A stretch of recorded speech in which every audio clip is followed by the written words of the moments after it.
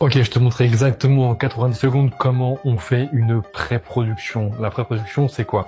Je te montre dès maintenant. Grosso modo, la pré-production, c'est quand tu vas faire en sorte de prévoir tout ce que tu vas faire pour ta vidéo. Moi, je vais sur Milanote, c'est là où tu peux tout rejoindre de A à Z. Donc, comment ça va se passer?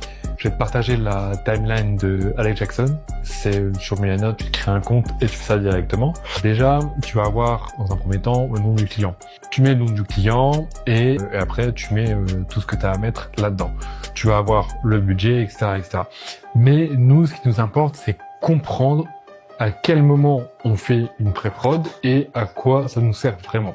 Ça nous sert à avoir une visibilité sur toute la production et toute la pré-production. Par exemple, sur le moodboard, là, moi, j'ai fait un moodboard pour un projet.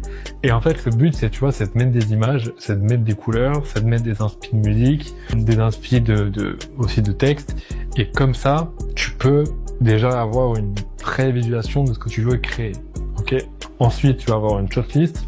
Une shortlist, c'est toutes les scènes que tu veux faire.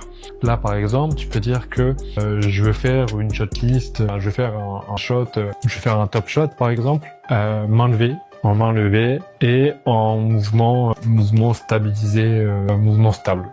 Donc sur un trépied, par exemple. Et comme ça, quand tu vas être sur place, tu vas pouvoir cocher en fait directement ta shortlist. Donc ça, c'est hyper pratique. Et donc, je conseille pas de faire une pré-production tout le temps parce que c'est lourd, ça prend du temps, etc. Mais de temps en temps, c'est vraiment utile de pouvoir avoir une visu globale en fait de tout ce que tu veux faire directement ici. Si tu as des questions, n'hésite pas à les mettre en commentaire, je répondrai avec grand plaisir. Et moi, je te dis à la prochaine.